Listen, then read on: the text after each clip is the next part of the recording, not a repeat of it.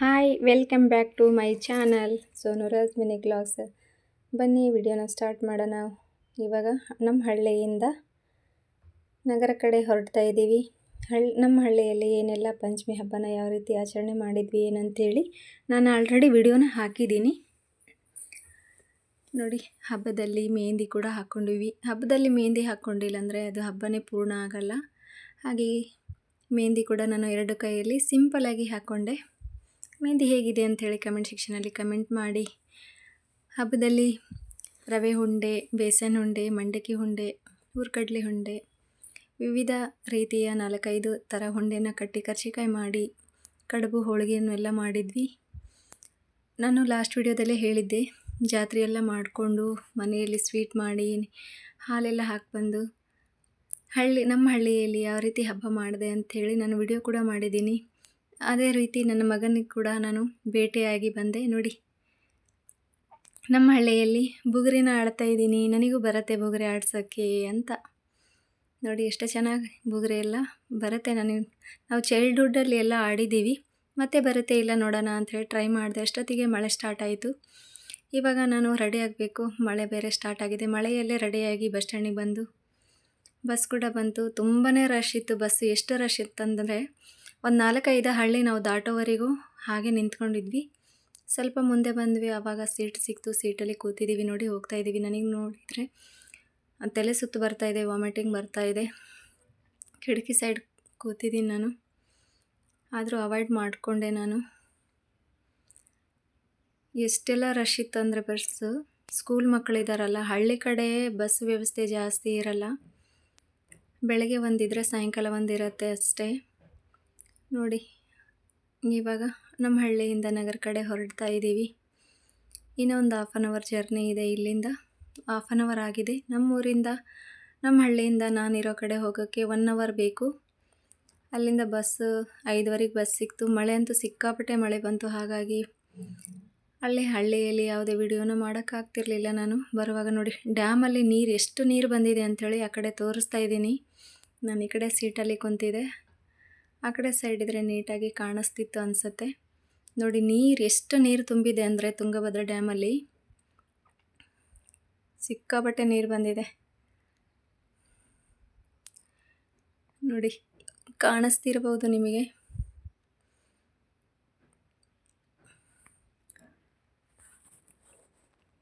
ಬರೀ ಜರ್ನಿ ಆಗಿದೆ ನನಗೆ ಈ ವೀಕೆಲ್ಲ.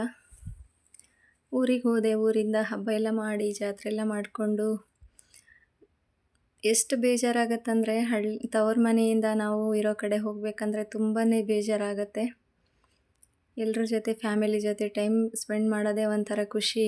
ಮತ್ತು ನಮ್ಮ ನಗರಕ್ಕೆ ಹೊರಟ್ರೆ ಬೇಜಾರಾಗತ್ತೆ, ಒಬ್ಬೊಬ್ಬರೇ ಇರಬೇಕು ನಾವು. ಆದರೆ ಅನಿವಾರ್ಯ ಅಲ್ವಾ, ಹಾಗಾಗಿ ಇರಲೇಬೇಕಾಗತ್ತೆ. ಮಕ್ಕಳಿಗೂ ಕೂಡ 1 ವೀಕ್ ಆಯಿತು ಸ್ಕೂಲ್ ರಜೆ ಮಾಡಿ, ಮತ್ತು ನಾಳೆಯಿಂದ ಅವರಿಗೆ ಸ್ಕೂಲ್ ಕಳಿಸ್ಬೇಕು. ಹಾಗಾಗಿ ಇವತ್ತು ಈವ್ನಿಂಗ್ ಹೊರಟೆ ನಾನು. ಮಳೆ ಬಂದು ವಾತಾವರಣ ಎಲ್ಲ ತಂಪಾಗಿತ್ತು. ಎಷ್ಟು ಕ್ಲೈಮೇಟ್ ಕೂಲಾಗಿತ್ತು ಅಂತಂದರೆ ನೋಡಿ. ಕ್ಲೈಮೇಟ್ ಎಷ್ಟು ಚೆನ್ನಾಗಿ ಕಾಣಿಸ್ತಿದೆ. ಬಸ್ಸಿಂದ ನಾನು ವಿಡಿಯೋ ಮಾಡ್ತಾಯಿದ್ದೀನಿ. ಸೂಪರಾಗಿ ಕಾಣಿಸ್ತಿದೆ. ಬೇಜಾರಾಗತ್ತೆ ತವ್ರ ಮನೆಯಿಂದ ನಾವು ಗಂಡನ ಮನೆ ಕಡೆ ಹೊರಟಾಗ,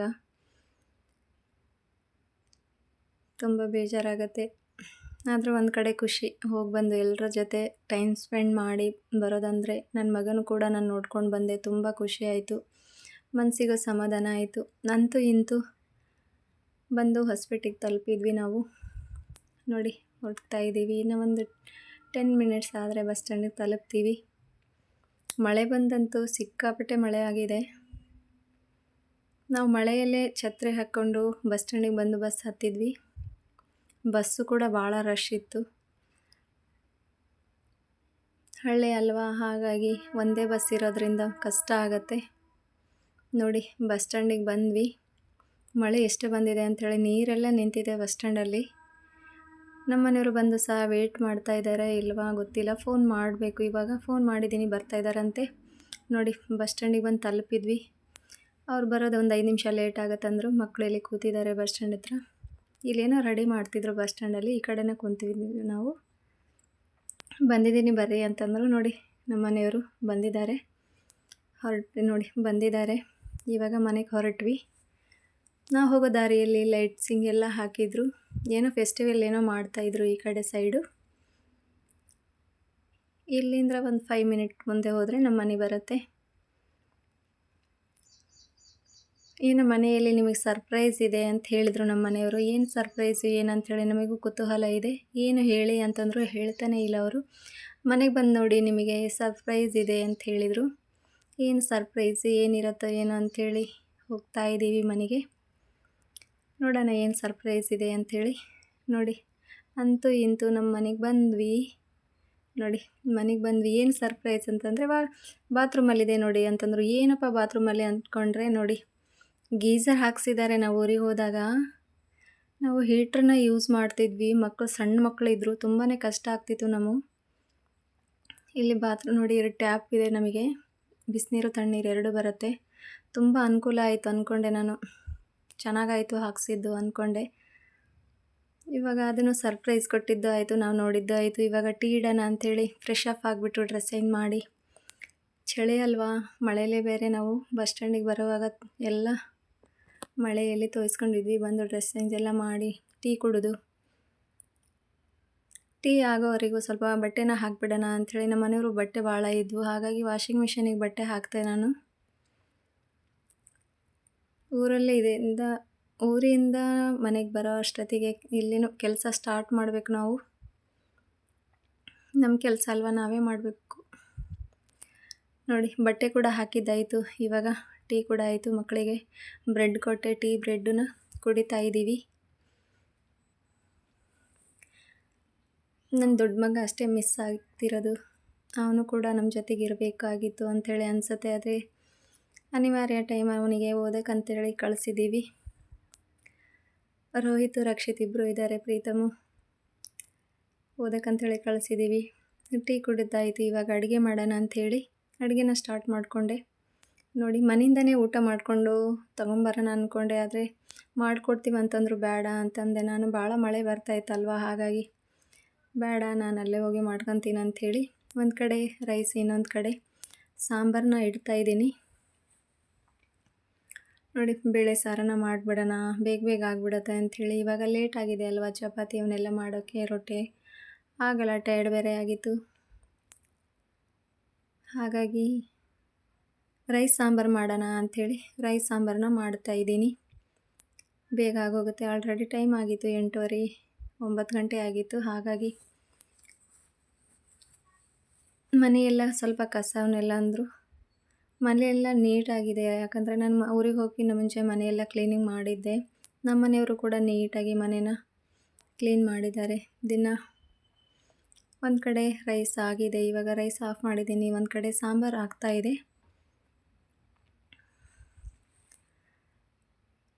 ಹಳ್ಳಿಯಿಂದ ನಾವು ನಗರಕ್ಕೆ ಬಂದಾಗ ಮತ್ತೆ ನಮ್ಮ ಜರ್ನಿ ಸ್ಟಾರ್ಟ್ ಆಗುತ್ತೆ.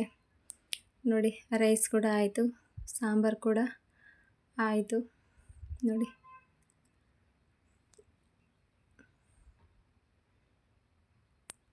ನಮ್ಮ ಹಳ್ಳಿಯಲ್ಲಿ ಹಬ್ಬವನ್ನೆಲ್ಲ ಯಾವ ರೀತಿ ಮಾಡಿದ್ವಿ ಅಂಥೇಳಿ ಎಲ್ಲ ವಿಡಿಯೋ ಮಾಡಿ ಹಾಕಿದ್ದೀನಿ. ಯಾರು ನೋಡಿಲ್ಲ ನೋಡಿ.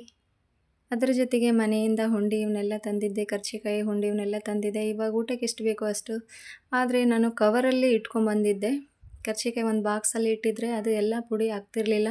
ಬಸ್ ಬೇರೆ ಭಾಳ ರಶ್ ಇತ್ತಲ್ವ, ಹಾಗಾಗಿ ಅದೆಲ್ಲ ಪುಡಿ ಆಗಿದೆ ಕರ್ಜಿಕಾಯವನ್ನೆಲ್ಲ. ಅಷ್ಟೊತ್ತಿಗೆ ವಾಷಿಂಗ್ ಮಿಷಿನ್ ಆಗಿದೆ ಇಲ್ವಾ, ಅಡುಗೆ ಎಲ್ಲ ಆಯಿತು. ವಾಷಿಂಗ್ ಮಿಷಿನು ಕೂಡ ಆಗಿದೆ ಇಲ್ವಾ ಅಂಥೇಳಿ ಚೆಕ್ ಮಾಡ್ತಾಯಿದ್ದೀನಿ. ಇನ್ನೂ 1 ಮಿನಿಟ್ ಇದೆ.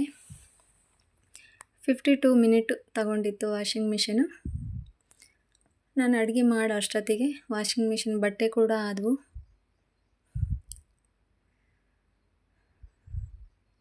ನಾಳೆ ವಾಷಿಂಗ್ ಮಿಷಿನ್ನು ಕ್ಲೀನ್ ಮಾಡಬೇಕು. ಎಲ್ಲ ನೀರು ಬಂದು ಎಲ್ಲ ಇದಾಗಿದೆ ಅಲ್ವಾ, ಧೂಳಾಗಿದೆ. ಹಾಗಾಗಿ ಇವಾಗ ಬಟ್ಟೆನ ವಾಶ್ ಮಾಡಿಕೊಂಡು ನೋಡಿ ಎಲ್ಲ ಹಾಕಿದ್ದೀನಿ. ಬಟ್ಟೆ ಕೂಡ ವಾಷಿಂಗ್ ಆಯಿತು. ಎಲ್ಲ ಅರ್ಧ ಕೆಲಸ ಮುಗೀತು. ಮತ್ತು ಉಳಿದಿರೋ ಬಟ್ಟೆ ನಾಳೆ ಹಾಕಿದರೆ ಆಯ್ತು ಅಂಥೇಳಿ ಭಾಳ ಬಟ್ಟೆ ಇದ್ವಲ್ಲ, ಹಾಗಾಗಿ ಸ್ವಲ್ಪ ಬಟ್ಟೆನೂ ಇಲ್ಲೇ ಹಾಕಿ ನೈಟ್ ಹಾಕಿಬಿಟ್ಟೆ.